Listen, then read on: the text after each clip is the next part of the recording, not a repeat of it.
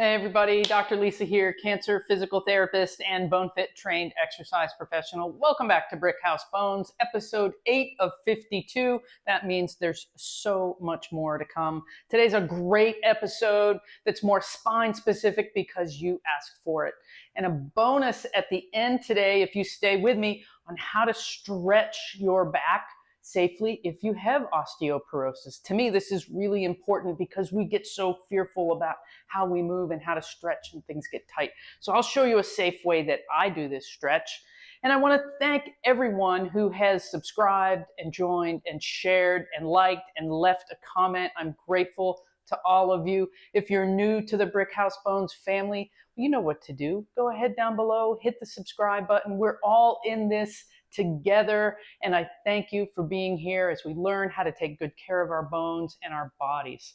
All right, 4 evidence-based exercises for us today. This is going to have a slightly more spine-specific focus. Next week is going to be a hip more specific focus, and the week after that, we're going to use yoga poses that address each evidence-based area we're trying to get to. Oh, I have a big announcement.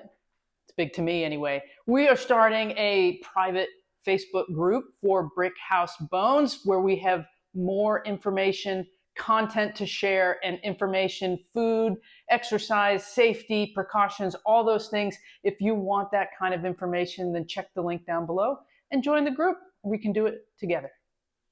All right. We're going to do a big front body opening stretch today. I'm using a 6-inch by 36-inch foam roll. These also come in half versions where there's a flat side. That is appropriate also.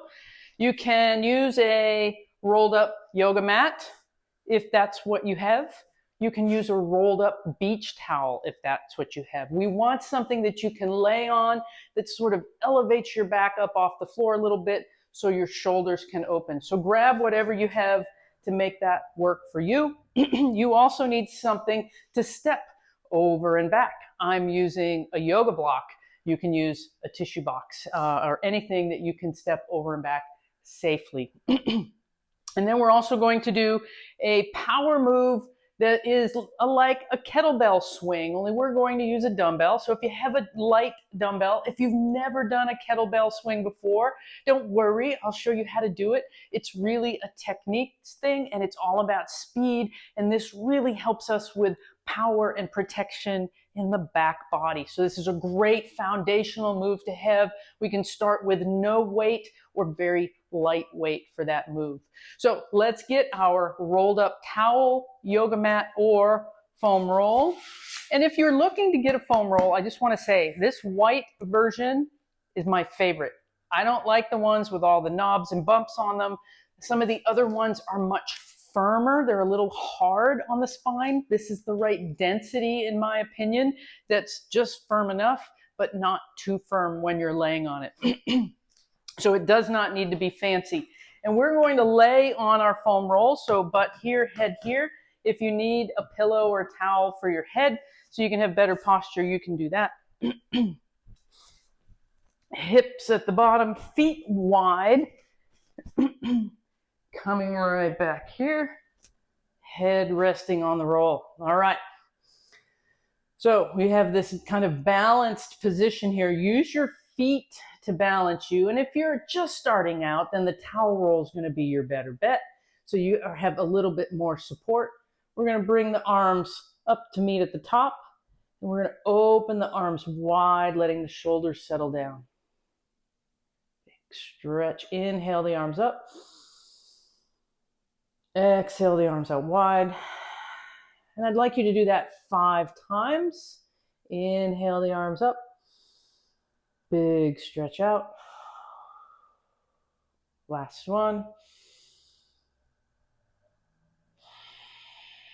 After that 5 times, then you wait here, rest here in this open-hearted position for 30 to 60 seconds.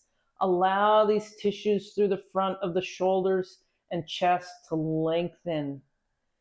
You may change position and wiggle your arms and move if you have any numbness and tingling. Try to hold for 30 to 60 seconds. Very nice. Now, to get off the foam roll, I roll to the side and then let it roll out from behind me. And now I'm on my back for exercise number 2, which are bridges.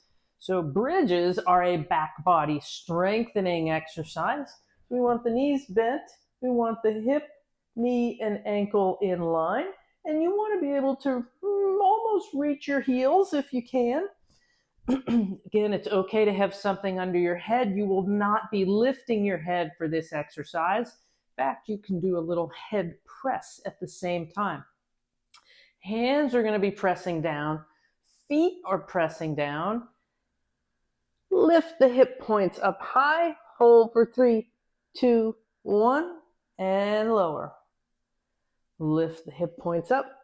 3, 2, 1, and lower. I would like you to do 10 of these. On number 10, I would like you to hold it for 10 seconds. 10 seconds on the last repetition. Now this is the strength exercise. Pressing the hands in, lifting the hips up, holding for 10 seconds. So that would be 1 round. Strength exercise you can do 2 or 3 times a week. And you want to work up to 3 rounds of that exercise. The posture exercise that we just did in the letter T with the opening the front body, you can do that one every day. Okay, excellent. So we did our strength exercise. Now for the balance exercise. Grab your yoga block, place it in front of you, and we're going to practice stepping over and back of an obstacle. And this is great practice for us being able to clear our feet and pick up our feet and be able to move forward and backwards as we're navigating. And back. Set a timer for 30 seconds. Over and back. You may have a chair beside you. You may have a countertop or 2 beside you. It is absolutely okay to use something to guard your balance if you need it. But you want to be challenged. 30 seconds are complete. If you led with the right foot for that first 30 seconds, the second round you're going to lead with the left foot. It's important that we do that on both sides because we will have, you probably just saw me go around it, so I cheated on that one. I swung around, and that's what you don't want to do. So you want to make sure that you're picking up your feet and going all the way over whatever the obstacle is that you have in front of you. And then again, using both legs. So I had a lazy leg there, but I caught myself. Okay, and you'll catch yourself doing that too. So 30 seconds on each side. This is a balance exercise. Yes, you can do this every day. So balance exercises we like to see 5 to 7 days a week. Now the last exercise is more about power and speed. So this is a 2-day-a-week exercise, and we're doing what is essentially a kettlebell swing. And that is a hip hinge that's speeded up. So we've already done the hip hinge in the previous video, and if you haven't seen that, then check that out down below. We've got the previous video where we've talked about hinging at the hips go back, the chest stays high, we still have a nice long spine, and now we're going to clasp our hands together, and as we hinge back, the hands are down in between our thighs, and we're going to snap the hips forward and let the arms float. So it's a quick push of the feet. The feet are pushing through the floor. The hips are snapping forward until I'm straight up and down. I'm not leaning back. It's just a snap to straight up and down. So hip hinge, snap. So we're moving with more speed. Now, if you have a light weight, a dumbbell that you'd like to use, go ahead and hold the dumbbell by the end. Again, my feet are just a tiny bit wider than my hips. I'm relaxed through the arms, hip hinge back, quick. And the arms are just floating. I am not lifting with my arms. This is power through the legs and the back body. So whatever weight is comfortable. If you're just starting out, do it with no weight. Do 10 repetitions, take a little break, work up to 3 sets of that 2 times this week on that explosive hip hinge or kettlebell swing.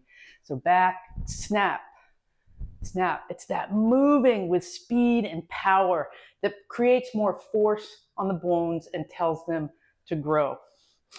All right, I promised you a back stretch, and that's what we're going to do next. And I explain this by saying when I'm standing or sitting, the force of gravity is coming down through my spine. So it's compressing my spine this way. But when I change the position of my spine, so my head's here and my hips are here, and my spine is going this way, then the force is coming down differently. It's actually going to be coming down more through my arms and legs. And with my spine oriented this way, it's much less compression on it. And so to me, this is a great way to get at the back body fascia and hips and get some of that tension out of the low back in a very safe manner. So I do this from the hands and knees position.